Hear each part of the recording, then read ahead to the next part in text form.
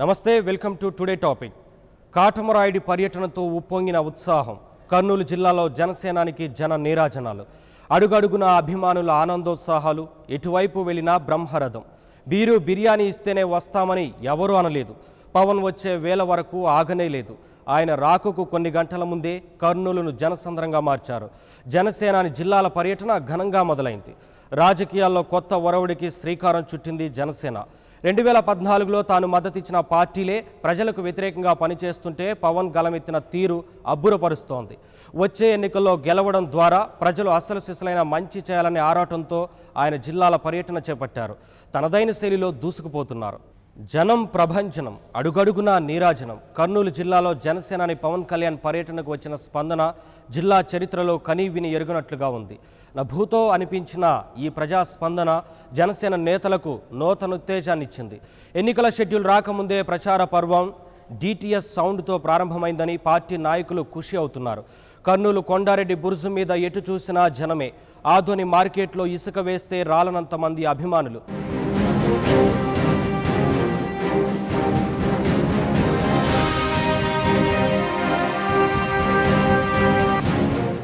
జనసేనాని జిల్లా పర్యటనలకు శ్రీకారం చుట్టారు. రాయలసీమకు ముఖద్వారం లాంటి కర్నూలు జిల్లాతో ఈ యాత్రను ప్రారంభించారు. ఆదివారం మొదలైన పర్యటన అంచనాలకు అందని విధంగా జన ప్రభంజనంతో సాగింది. అభిమానుల కేరింతలు అంబరాన్నంటాయి.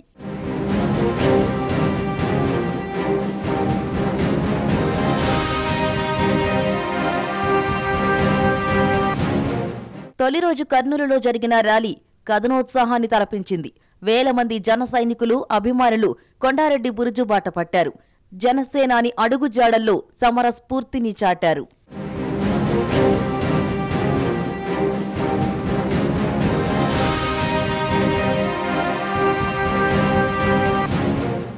ఏకబిగిన 3 రోజుల పాటు జజ్జనకర జనారే అంటూ జన సైనికులు సందడి చేశారు. జనసేనాని సందేశాన్ని శ్రద్ధగా ఆలకించారు. రాబోయే ఎన్నికల్లో విజయం కోసం నవోత్సాహంతో బరిలోకి దిగడానికి సరిపడా నూతనోత్తేజాన్ని పొందారు. కొత్త ఉత్సాహంతో కదం తొక్కారు.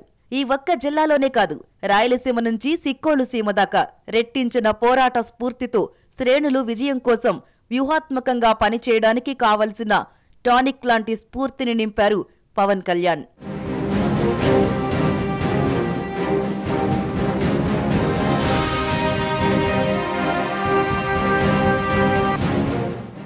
ఆవేదన, ఆవేశం, ఆక్రోశం కలగలిసిన పవన్ ప్రసంగం ప్రజలను ఆలోచింపజేస్తుంది. క్యాడర్కు దిశానిర్దేశం చేస్తుంది. రాజకీయ పార్టీలు ఏం చేయాలో ఏం చేయవద్దో తనదైన శైలిలో చెప్పారు. కార్యకర్తలను కడుపులో పెట్టుకోవాల్సిన పార్టీలు కుటుంబాల కబంధ హస్తాల్లో బందీ అయిపోయాయని ఆవేశంగా చెప్పారు. ఈ పరిస్థితిని మార్చాలని ఎన్ని అడ్డంకులు ఎదురైనా వెనక్కి తగ్గేది లేదన్నారు. ప్రత్యర్థుల వ్యవహార శైలిని వివరించడంలో ఆయన ఆక్రోశం ప్రజల మనసును తాకింది. మొత్తానికి పార్టీ వారికి తగిన సందేశం అందింది.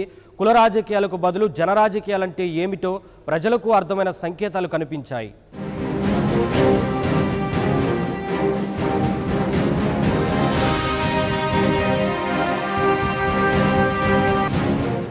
ప్రజల్ని అడ్డం పెట్టుకుని ఇష్టారాజ్యం చలాయించే పార్టీలు, సైనికుల్లాంటి కార్యకర్తలకు అవకాశాలు ఇవ్వకుండా కుటుంబాల కబంధ హస్తాల్లో చిక్కుకున్న పార్టీలు, పేదలకు మంచి చేసే పేరుతో అవినీతికి పాల్పడే నాయకులు, సమకాలీన రాజకీయాల్లోని ఈ విపరిణామాలపై పవన్ మొదటి నుంచి నిరసన స్వరం వినిపిస్తున్నారు. ఎన్నికల్లో గెలవడానికి కులం, మతం, ధనం అడ్డుపెట్టుకునే నాయకులకు చెంపపెట్టులాంటి తీర్పును ఓటర్లే ఇవ్వాలంటూ మరోసారి కర్నూలు కొండారెడ్డి బురుజు సాక్షిగా సింహ గర్జన చేశారు. ఎంతసేపు కబంధ హస్తాల్లో, కుటుంబ హస్తాల్లో, కుటుంబ కబంధ హస్తాల్లో రాజకీయం నలిగి ఇనుప గుప్పెట్టలో కర్నూలు రైల సీమ నలిగిపోతా ఉంటే యువత జనసేనకి గుండెలు బద్దలు కొట్టుకొని ఈ రోజున వస్తున్నారంటే స్వేచ్ఛ కావాలి, పక్షిజం మీద నుంచి అధికారంలో మార్పు రావాలి,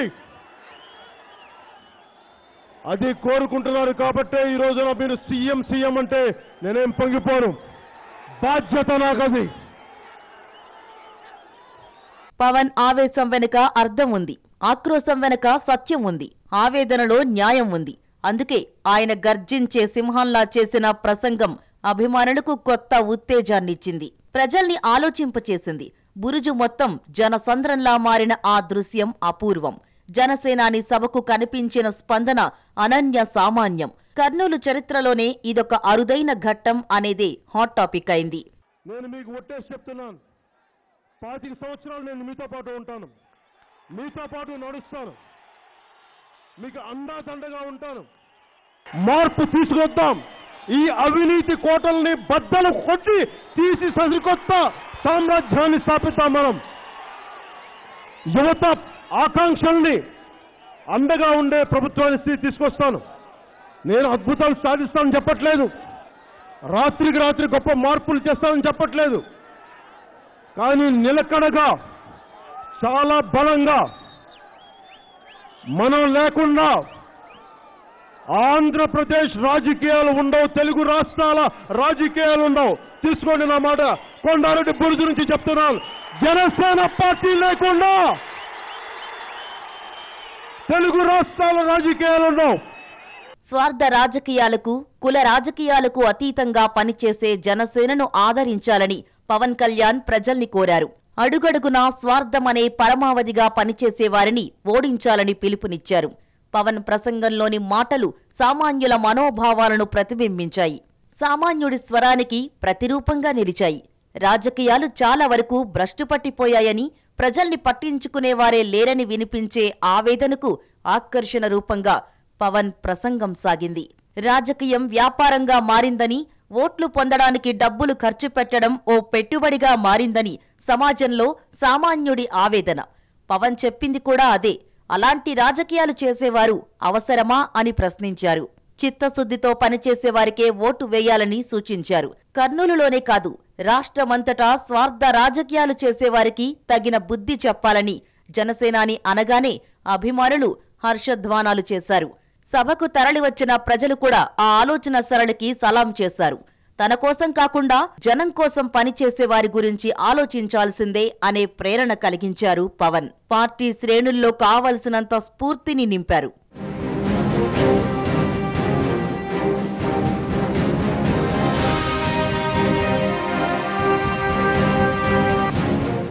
ఆదోనిలో పవన్ పర్యటన జన కెరటాన్ని తలపించింది. మార్కెట్ యార్డు ప్రాంతంలో కార్యకర్తలు రెట్టించిన ఉత్సాహంతో పవన్ కు జేజేలు పలికారు. సీఎం సీఎం అంటూ తనివితీరా నినాదాలు చేశారు. అభిమాన కథానాయకుడు ఆంధ్రప్రదేశ్ ముఖ్యమంత్రి కావాలనే ఆకాంక్షను బలంగా చాటుకున్నారు.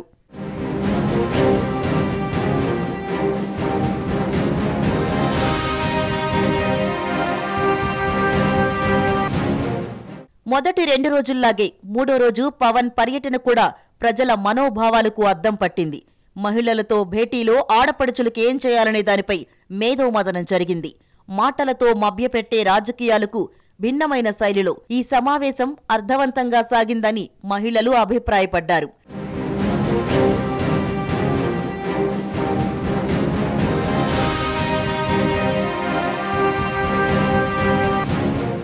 రాయలసీమలోని 3 జిల్లాల పర్యటనలో మొదట కర్నూలు టూరును జనసేనాని దిగ్విజయంగా పూర్తి చేశారు. ఇన్ని ఇతర జిల్లాల్లోనూ పార్టీ శ్రేణులు, అశేషమైన అభిమానులు ఆనందోత్సాహాలతో పార్టీ కార్యక్రమాలను జయప్రదం చేయడానికి కావలసినంత జోష్ నింపారు. ప్రజలు సైతం ఆయన మాటల్లోని వాస్తవాలను అర్థం చేసుకున్నారు. ప్రసంగాల్లోని సందేశాన్ని విపులంగా అర్థం చేసుకున్నారు. మాయమాటకు, మనసులోకి మాటలకు తేడా ఏమిటో జనసేనాని ప్రసంగాలు స్పష్టంగా చాటి చెప్పాయంటూ జనం నీరాజనాలు పట్టారు.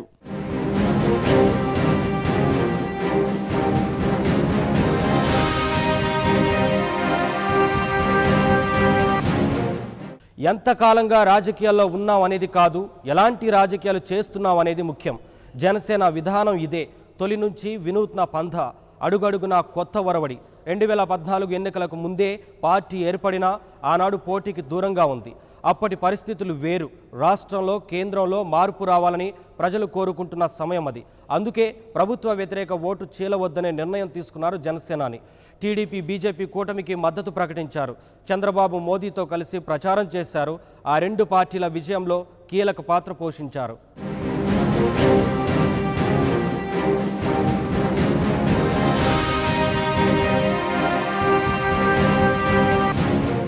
పార్టీ పెట్టగానే ప్రతి ఎన్నికల్లో పోటీయే లక్ష్యంగా జరుగుతున్న రాజకీయాలను చూస్తున్నాం. ప్రజలకు మాయమాటలు చెప్పి బూటకప్పు హామీలిచ్చి ఎన్నికల్లో గెలవడానికి ఆరాటపడే పార్టీలకు కొదవలేదు. కానీ జనసేన వైఖరి ఇందుకు పూర్తిగా భిన్నం. 2014 ఎన్నికలకు ముందే పార్టీ ఆవిర్భవించిన ఆనాడు పోటీకి దూరంగా ఉంది. పొలిటీషియన్కు నాయకుడికి ఉన్న తేడా ఏమిటో ఆనాడే పవన్ తన రాజకీయ పరిణితి ద్వారా చాటి చెప్పారు. మాటలకు బదులు చేతల ద్వారా నిరూపించారు. లక్షల మంది అభిమానులు కథనోత్సాహంతో సిద్ధంగా ఉన్నారు. జనసేన తరపున పోటీకి 100 మంది ఆశావహ అభ్యర్థులు క్యూ కట్టే పరిస్థితే ఉండేది. అయినా పోటీకి దూరంగా ఉండాలనే ఆయన నిర్ణయం వెనుక నిగూఢమైన ప్రజా ప్రయోజనం ఉంది. జనం పట్ల అచంచలమైన బాధ్యత ఉంది. అదే మార్పును కోరుకుంటున్న ప్రజల ఓట్లలో చీలిక రావద్దనే ఉద్దేశం. ప్రభుత్వ వ్యతిరేక ఓట్లు చేరడం మంచిది కాదని వాస్తవిక దృక్పథం.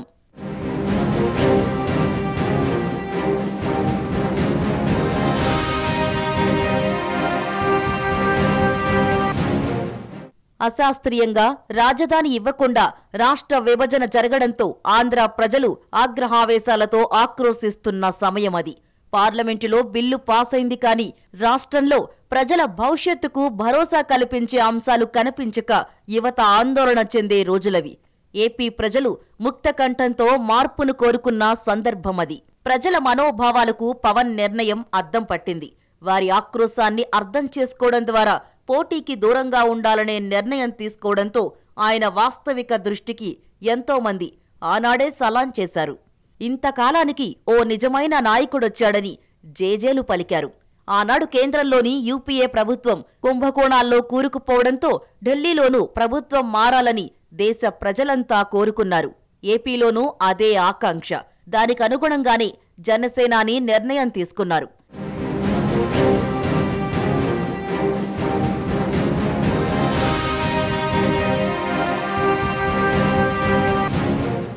తన పార్టీ పోటీ చేయడం, గెలవడానికి ఆరాటపడడం కంటే ప్రజలు కోరుకున్న మార్పు రావడానికి సహకరించడమే మంచిదని ఆనాడు ఆయన డిసైడ్ అయ్యారు. అంతటితో ఆగలేదు. నరేంద్ర మోదీ చంద్రబాబుతో కలిసి ప్రచారం చేశారు. ఒకే వేదికపై ఈ ముగ్గురు కనిపించిన అరుదైన దృశ్యం చూసి అభిమానులు ఆనంద పారవస్యంలో మునిగిపోయారు. ఈ త్రిమూర్తుల ప్రచారం ప్రజలు కోరుకున్న మార్పును సాధించి తీరుతుందనే భరోసాతో అందరూ అండగా నిలిచారు. ఆనాటి ఎన్నికల పర్వంలో ఈ ముగ్గురి ప్రచారం ఓ హైలైట్.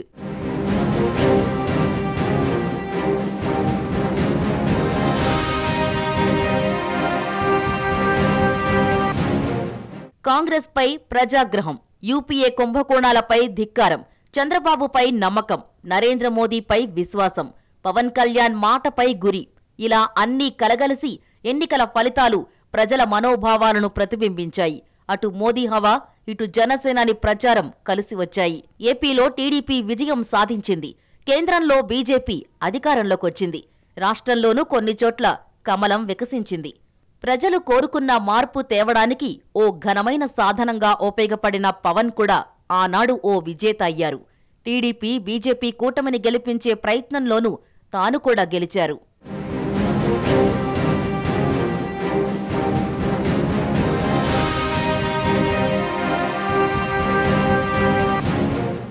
రెండు 2014 ఎన్నికల్లో ఏరికోరి గెలిపించిన ఆ పార్టీలు ప్రజల ఆకాంక్షలను విస్మరిస్తే, వారి మనోభావాలకు వ్యతిరేకంగా పనిచేస్తే అప్పుడు ప్రజల కోసం, ప్రజల తరపున పోరాడటానికి ఏం మొహమాటం తనకు అడ్డురాదని పవన్ మరోసారి నిరూపించారు.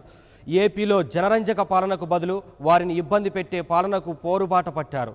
మోదీ ప్రభుత్వం ప్రత్యేక హోదా ఇవ్వకపోవడంతో నిలదీయడానికి వెనుకాడలేదు. విభజన హామీలను అమలు చేయకపోవడాన్ని ప్రశ్నించడం మొదలుపెట్టారు.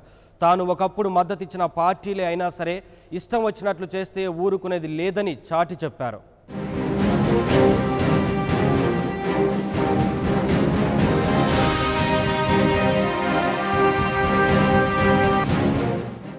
ఆనాడు ప్రజలు మార్పును కోరుకున్నారు. దాన్ని సాధించడానికి తానొక సాధనంగా ఉపయోగపడ్డారు. ఆ రెండు పార్టీలు గెలిచిన తర్వాత ప్రజలకు మంచి చేస్తాయని ఆశించారు. కానీ రాష్ట్రంలో ప్రజల అభీష్టానికి భిన్నమైన పాలన నడవడం జనసేనానికి నచ్చలేదు. చిన్న చిన్న సమస్యలను కూడా నిర్లక్ష్యం చేయడం ఆయనకు బాధ కలిగించింది. ఉద్దానం వంటి దీర్ఘకాలిక సమస్యలను కూడా ప్రభుత్వం ఏమాత్రం పట్టించుకోకపోవడంతో కోపం కట్టలు తెంచుకుంది. అలా సమస్యలపై పోరుబాట పట్టడం ద్వారా వాటి పరిష్కారానికి పవన్ కృషి చేశారు. ప్రజల మనసు గెలిచారు.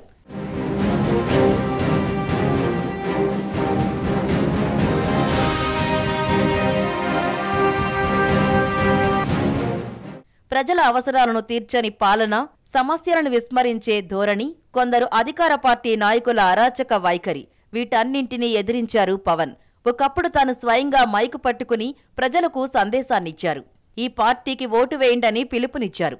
సరిగ్గా అదే పార్టీ ప్రజలకు వ్యతిరేకంగా మారటంతో ప్రజల కోసం గళమెత్తారు. మోదీ ప్రభుత్వం హోదాకు బదులు ప్యాకేజీ ఇస్తానంటే ఓకే అన్నారు చంద్రబాబు. టీడీపీ నాయకులు సంబరాలు చేసుకున్నారు. అసెంబ్లీలో తీర్మానం ఆమోదించారు. హోదా సంజీవిని కాదన్నారు. అది ముగిసిన అధ్యాయమన్నారు. ఇది చూసి పవన్లో ఆగ్రహం పెరిగింది.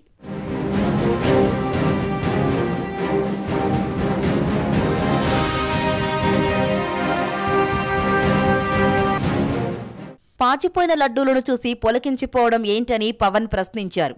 ప్రత్యేక హోదా మినహా మరేదీ ప్రజలకు సమ్మతం కాదని తేల్చి చెప్పారు. విభజన హామీలను అమలు చేయాల్సిందేనని డిమాండ్ చేశారు. రైల్వే జోన్ రావాల్సిందే, ఉక్కు ఫ్యాక్టరీ కట్టాల్సిందే, అన్ని అంశాలను చట్ట ప్రకారం అమలు చేయాల్సిందే అంటూ కేంద్రంపై పోరుబాట పట్టారు. అప్పుడే నిజమైన ప్రజానాయకుడికి ఓటు బ్యాంకు పొలిటీషియన్కు తేడా ఏమిటో ప్రజలకు అర్థమైంది.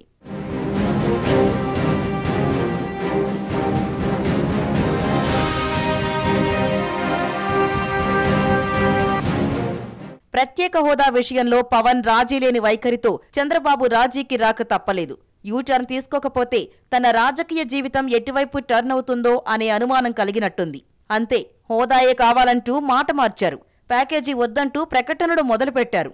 ప్రజల ఆకాంక్షలకు తామే నిజమైన ప్రతినిధులమని చాటుకునే ప్రయత్నం చేశారు. ముఖ్యమంత్రిగా ఉంటూనే ధర్నాలు, దీక్షల పేరుతో హడావుడి చేశారు.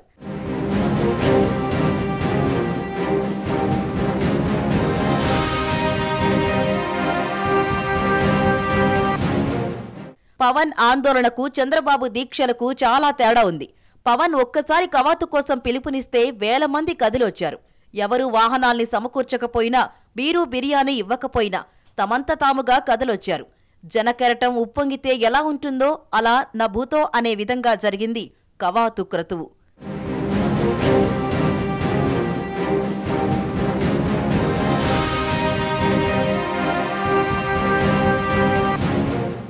మోదీ పార్టీతో, ప్రభుత్వంతో 4 ఏళ్లు దోస్తీ చేసిన తర్వాత చంద్రబాబు తెగదెంపులు చేసుకున్నారు. కేంద్రం ప్రకటించిన ప్యాకేజీకి ఓకే చెప్పిన తర్వాత యూటర్న్ తీసుకున్నారు. బాబు దీక్షలకు ప్రజల సొమ్మును వినియోగించారు. ఢిల్లీలో 2 రోజుల పాటు దీక్ష, విపక్షాలతో మంతనాలు, రాష్ట్రపతికి వినతిపత్రం అంటూ చాలా హడావుడి జరిగింది. దీనికోసం ఏపీ నుంచి రైళ్లలో కార్యకర్తల్ని తరలించారు. విమానాల్లో మంత్రులు, నాయకులు ఢిల్లీ చేరుకున్నారు. వారి ప్రయాణ ఏర్పాట్ల నుంచి గదులు రిజర్వ్ చేయడం వరకు కోట్ల రూపాయల ప్రజాధనాన్ని ఖర్చు పెట్టారు.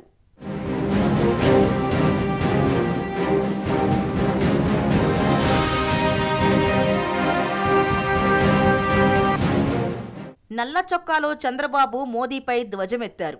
రాహుల్ గాంధీ సహా చాలా మంది విపక్షాల నాయకులు ఏపీ భవన్లోని సభా వేదికపై కనిపించారు. మోదీని తిడుతూ బాబుకు సంఘీభావం ప్రకటించారు. ఇదంతా ప్రజల సొమ్ముతో జరిగిన ఈవెంట్.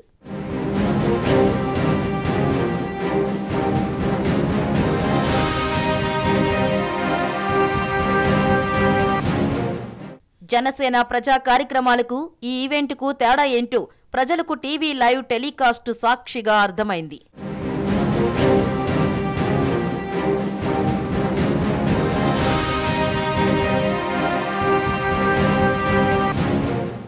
అది 2014, ఇది 2019. అప్పటికి ఇప్పటికీ చాలా తేడా ఉంది. కాంగ్రెస్ పార్టీ చేసిన అన్యాయంపై ప్రజలు ఆనాడు ఆగ్రహంతో రగిలిపోయారు.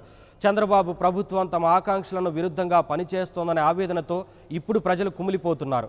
ఓట్ల కోసం తప్ప తమ పాటలు పట్టించుకొని ప్రభుత్వం వల్ల ఉపయోగం ఏమిటని మదనపడుతున్నారు. సరిగ్గా ఈ దశలోనే పవన్ కళ్యాణ్ ఇక పూర్తిగా ప్రజా జీవితానికి అంకితం కావాలని నిర్ణయించుకున్నారు. గత కొన్ని నెలలుగా పార్టీని బలోపేతం చేశారు. వచ్చే ఎన్నికల్లో అన్ని సీట్లకు పోటీ చేసేలా పార్టీని సిద్ధం చేస్తున్నారు. అందుకే జిల్లాల పర్యటన చేపట్టారు.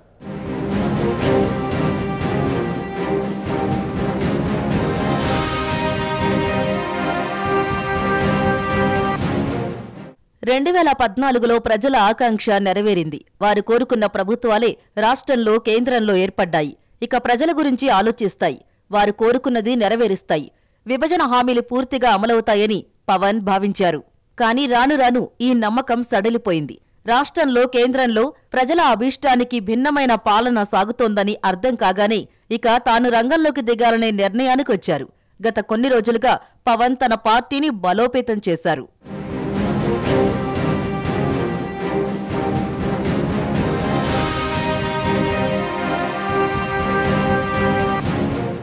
ఓటు బ్యాంకు రాజకీయాలకు బదులు ఓటర్ల కోసం, అంటే ప్రజల రాజకీయాలు. ఓట్లను కొనడానికి బదులు ప్రజల నమ్మకంపై విశ్వాసం ఉంచే రాజకీయాలు.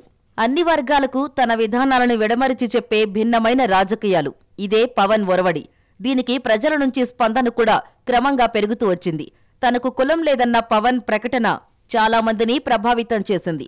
మా కులం వారే పదవుల్లోకి రావాలి, మా వాళ్లే ముఖ్యమంత్రి కావాలనే ధోరణి ప్రజల్లో కూడా పోవాలనే తపన పవన్ మాటల్లో కనిపిస్తోంది.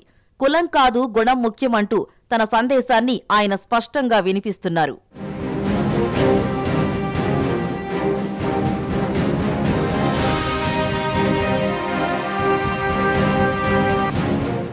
ఆశ్చర్యం ఏమిటంటే ఆయన కులం గురించి ప్రస్తావించకపోయినా అన్ని కులాల వారిలో ఆయన గురించి చర్చ జరుగుతోంది. బలహీన వర్గాల వారికి అవకాశాలు ఇవ్వాల్సిందే అంటూ అందుకోసం తన విధానాలు, ఆలోచనల్ని ఆయన వివరించారు. దీంతో బీసీలు ఆయన వైపు చూస్తున్నారు. పవన్ చెప్పే మాటల గురించి ఆలోచిస్తున్నారు. చేనేత కార్మికులు మొదలు ఎన్నో బీసీ సామాజిక వర్గాల వారికి భవిష్యత్తుపై భరోసా ఇచ్చే నాయకుడొచ్చాడనే నమ్మకం కలుగుతోంది. బతుకులు బాగుపడతాయనే హామీ ఇవ్వడంతో పాటు పరిణితి చెందిన ఆలోచనల ద్వారా తమలో ఒకడిగా పనిచేస్తున్న పవన్ విధానం ప్రజల్ని ఆకట్టుకుంటోంది. ఇతర నాయకులకు, ఆయనకు ఇదే తేడాగా అందరికీ అర్థమవుతోంది.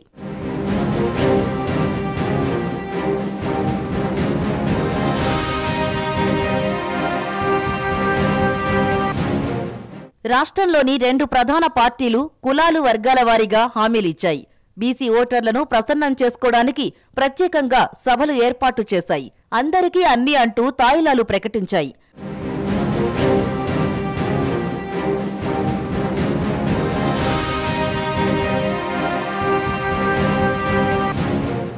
చంద్రబాబు ప్రభుత్వం బడ్జెట్ను కూడా తాయిలాలమయంగా మార్చింది. ఈ తర్వాత కూడా బోలెడు హామీలతో ప్రజల్ని ఆకట్టుకునే ప్రయత్నం జరుగుతోంది.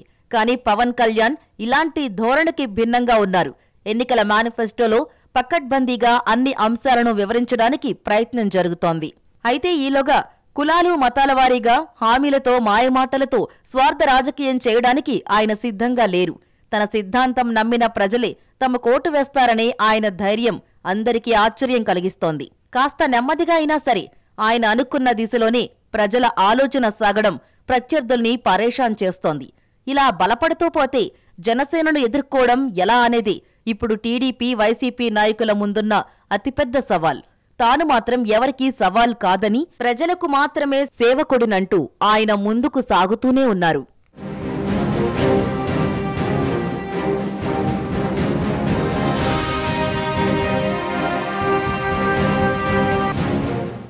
ప్రజల కోసం రాజకీయం, అందుకోసం ఓటు ఒక సాధనం. అది డబ్బుతో కొనేది కాదు, ప్రజాభిమానంతో సొంతం చేసుకునేది. పవన్ కళ్యాణ్ కర్నూలు పర్యటనలో ప్రజాభిమానం వెల్లువెత్తింది. ఏపీలోని అన్ని జిల్లాల్లోనూ ఆయన పర్యటన ఏ తీరున సాగబోతోందో సంకేతాలిచ్చింది. ఎవరూ వాహనాలు సమకూర్చకుండా, పైసా ప్రతిఫలం ఆశించకుండా సభలకు తరలివచ్చే అభిమాన జనం ఉండటం ఈ రోజుల్లో అరుదైన విషయం. ప్రజల మనసును గెలుస్తూ ఎన్నికల్లో విజయం సొంతం చేసుకోవడానికి జనసేననే నయా ప్రస్థానం మొదలైంది. జన ప్రభంజనంతో ఇది ఓ నిశ్శబ్ద విప్లవంలా మారేలా ఉందంటున్నారు పరిశీలకులు. ఇది ఈరోజు టుడే టాపిక్. మరో టాపిక్తో మళ్ళీ కలుద్దాం. నమస్తే. For more updates, please subscribe 99 TV Telugu.